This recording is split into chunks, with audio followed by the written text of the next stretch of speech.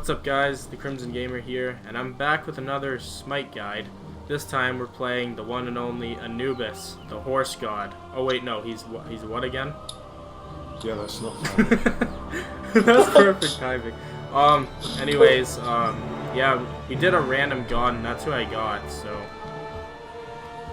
That's what you're going to be doing from now on, correct? Yeah, and my friend Steven's here to help me because, well, Anubis is basically his god. He's going to help me in case I mess up this terrible god. Just kidding. Alright.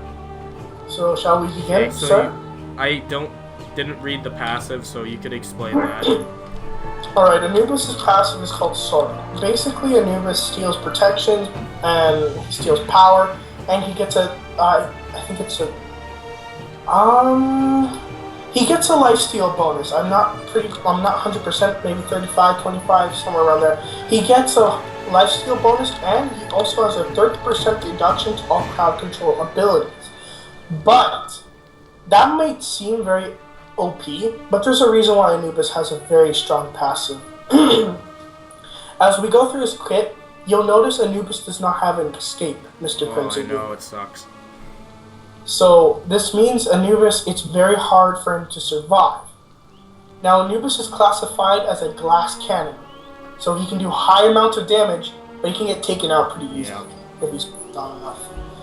So my advice for playing Anubis is you really gotta play like wisely and pick your fights carefully, because if you do one wrong move, let me just tell you, you're done. Basically. Alright. Anyways, so let's go ahead and demonstrate his moveset. So, wanna be my dummy? Okay, Yep, so okay. I'm just gonna read them out before doing them. So his one is Plague of Locusts, and what it does is it sends a Plague of Locusts from Anubis' mouth, and it's basically like a huge damage dealer for minions, good for clearing, and yeah. It's also in a cone shape, so Anubis is able to, well, while Anubis is channeling the ability, or using the ability, Anubis is stationary. So why don't you just perform it? Don't perform it on me, because you'll kill me. Alright, so I'm going to demonstrate what it looks like, so let's go ahead and do that. You're able to move in a 360 cone around you, so next time you perform it, move around in a 360 Right. You notice Anubis can't move, right, while he's performing the move, correct? Do the 360 here. So he's able to move in a full cone around himself, but he cannot, like, move, like, with his feet. Also, Anubis is immune to knockback, so I want you to use, it's a good thing I got Tier. So actually, use your one. Tier would normally knock back his opponents, but thanks to Anubis' one, he becomes immune to it, so it has no effect. Alright, let's move on to his 2, which is the Mummify. And what that does is, it is a stun, and it traps you for a few seconds. And it's really not good to just use it on his own. It's really good to use it with a combo. Usually either doing it with, like, you could really use all 4 and basically insta-kill them. But, probably the best option, what do you think would be the best combo for it? Well, what I like to do is you use your 2, then you go with your 3, and if you don't have your ult, then go with your 1. Agreed. Now Anubis' stun, it's a very powerful stun. It's max, I'm pretty sure it's 2 seconds. Yes. So this stun can last for a long time for Anubis to do great damage to you. But the difficult part is just landing the stun. And most Anubis won't even want to fight you if he doesn't hit his stun. It's very risky going into a fight without his stun. To be honest, that's Anubis' best move right there. Mummify. The move that doesn't do any damage is his best move, because that move sets up all his moves. Without it, Anubis, it makes it much more difficult to hit the targets. So you can just perform it on me. Alright, so I'll let you guys see exactly what this move does. You can see it was a stun for about 2 to 3 seconds. He's unable to move during it, allowing you to perform any other of your movesets to deal some damage. Anyways, let's move on to his 3, which is... Hey, did you just say no? Which is called Grasping Hands, and what it does is what it says here is he calls help from the Underworld. His hands penetrate the ground and claw at his enemies, which does damage while you're inside of it. So I'm just going to demonstrate it, put it in front of Steven here. So as you can see, while you're inside it, it does some damage, and it doesn't last that long, but if you do, like I said, with your stun and your 3, that can do some damage. Anubis' 3 is great for early wave clearing. Yeah. His 1 is actually much stronger than his 3. However, it is much more risky to just go up to the minions than just use your 3. Yeah. So your 3 will be the much safer wave clear, and your 3 is what you're going to use usually after your stun. Mm-hmm. Your 3 also slows the target by 25%. Okay, well, let's move on to his alt and his 4, which is called Death Gaze. And what he does is he puts all of his energy into a piercing gaze, dealing damage to all enemies in the path, and dealing a lot of damage. It's similar to his 1, except it does a lot more. Now, I want you to notice that Death Gaze can even go through walls, so you can even shoot me through walls. Very unfair. So if I were right here and you were to just go right behind the wall, you can Death Gaze right there to hit me. Yeah. Well, should we demonstrate it? Well, I don't know if you want to demonstrate through the wall. They probably want to.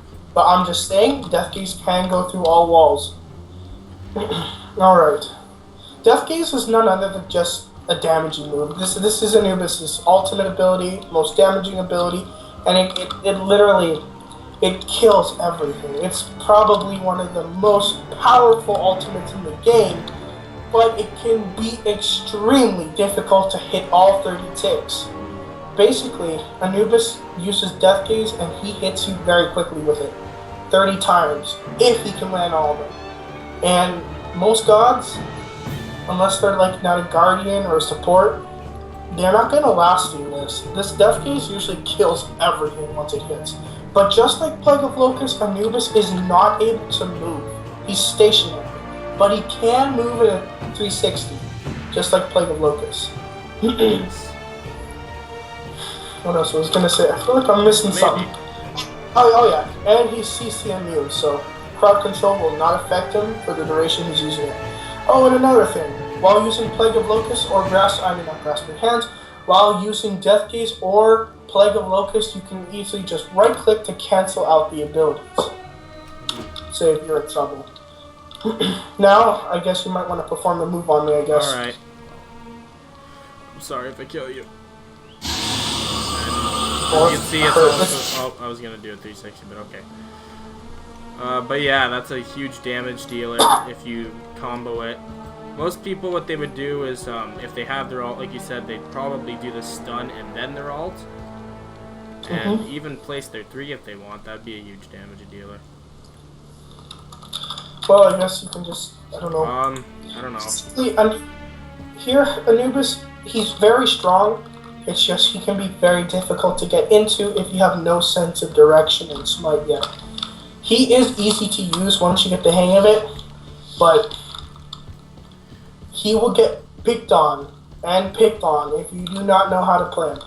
Anubis, like most gods, he's OP when he gets fed, but Anubis, you don't want him to get fed, trust me. Once Anubis gets fed, it's basically game, because he can start like one-shotting even the support. So you better hope that the Anubis is on your team. A good one, I hope. Yeah, because I mean, I can personally say I'm a very excellent Anubis. I happen to go like 1 in 20. That's my record. But yeah. But that's basically all you need to know about Anubis. Yeah, thanks for having me, Crims Gamer. Yeah.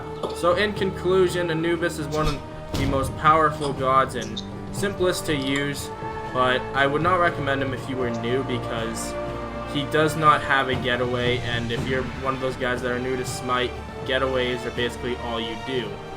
But anyways, yeah, thanks for tuning into this SMITE tutorial. I don't know when the next one will be, but it will probably be most likely random like we did again.